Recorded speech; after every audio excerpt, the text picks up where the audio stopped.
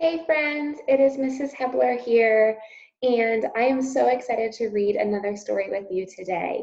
We have spent this week really talking about what makes you unique and all of those really important things about yourself and kindness and those positive things and special things that we look for inside.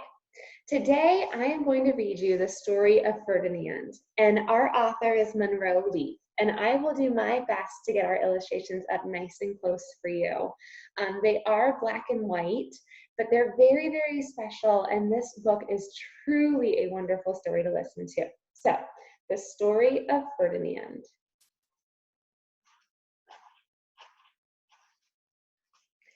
Once upon a time in Spain.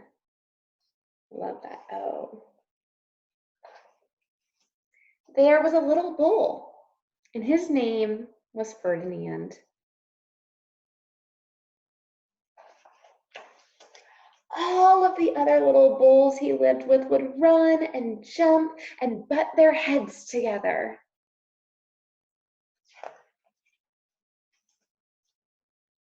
But not Ferdinand.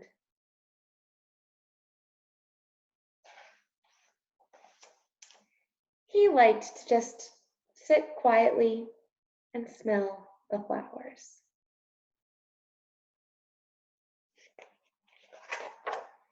He had a favorite spot out in the pasture under a cork tree.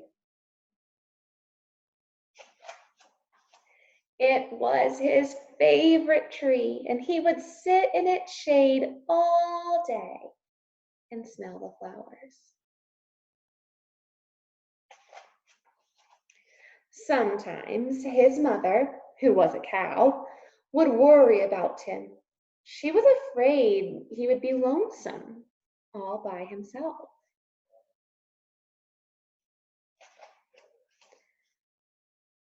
"Why don't you run and play with the other little bulls and skip and butt your head?" she would say. But Ferdinand would shake his head. "I like it better here, where I can sit just quietly and smell the flowers."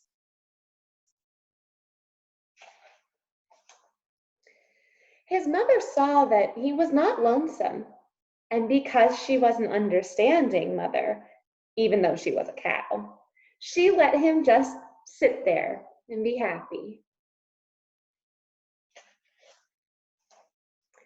As the years went by, Ferdinand grew and grew until he was very big and strong.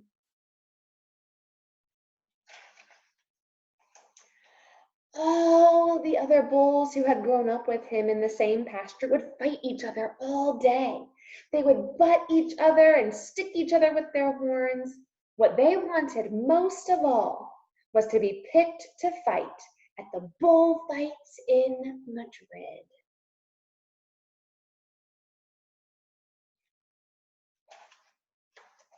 But not Ferdinand. He still liked to just sit quietly under the cork tree and smell the flowers.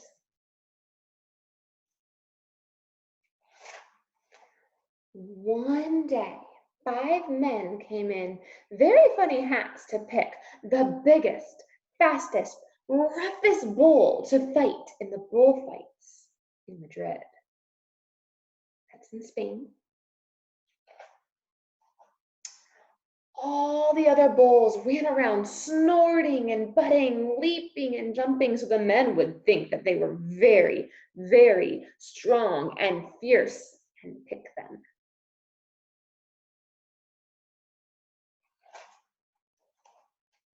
Ferdinand knew that they wouldn't pick him. He didn't care. So he went out to his favorite cork tree to sit down.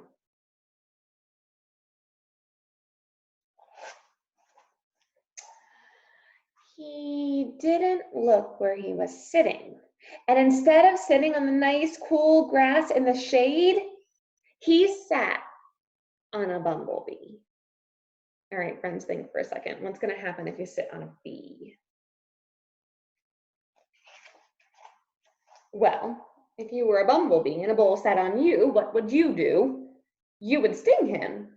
And that is just what this bee did to Ferdinand. Wow, did it hurt?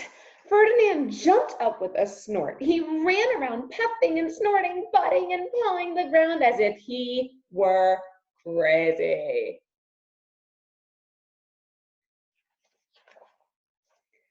The 5 men saw him, and they shouted with joy. Here was the largest and fiercest bull of all, just the one for the bullfights in Madrid. Friends, what do you think? Does Ferdinand need to be there?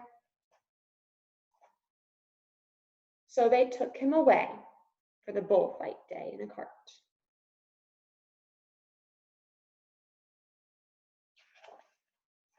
What a day it was. Flags were flying, bands were playing,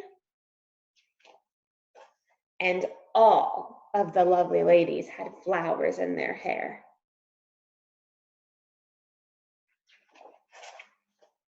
They had a parade into the bull ring. First came the bandilleros, with long, sharp pins with ribbons on them to stick in the bull and make him mad. Next came the picadores, who rode skinny horses, and they had long spears to stick in the bull and make him madder. Then came the matador, the proudest of all. He thought he was very handsome and bowed to all of the ladies. He had a red cape and a sword and was supposed to stick the bull last of all.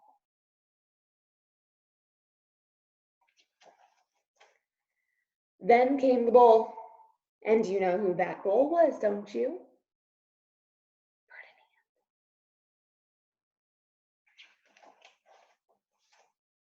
They called him Ferdinand the Fierce, and the bandilleros were afraid of him, and the picadores were afraid of him, and the matador was scared stiff.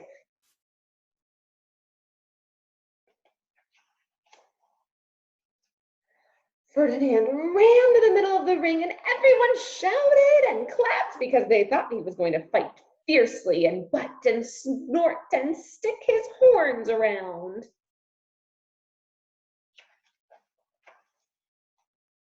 But not Ferdinand. When he got to the middle of the ring, he saw the flowers in all the lovely lady's hair, and he just sat down quietly and smelled.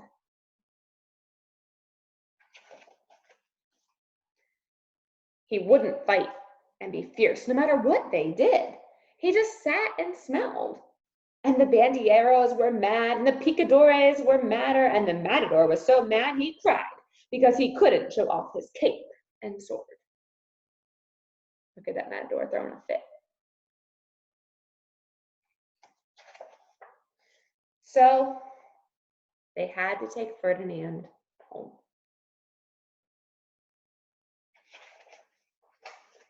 And for all I know, he is sitting there still under his favorite cork tree, smelling the flowers just quietly. And he is very happy. And friends, that is the end of our story. One thing that the story of Ferdinand really teaches us is that it is okay to be different and unique and to embrace those things and to not change who you are because somebody is telling you to. I absolutely love this story. It's one that's very, very close to my heart, and I hope that you enjoyed it today. I can't wait to hear from you to see if it was one of your favorites this week.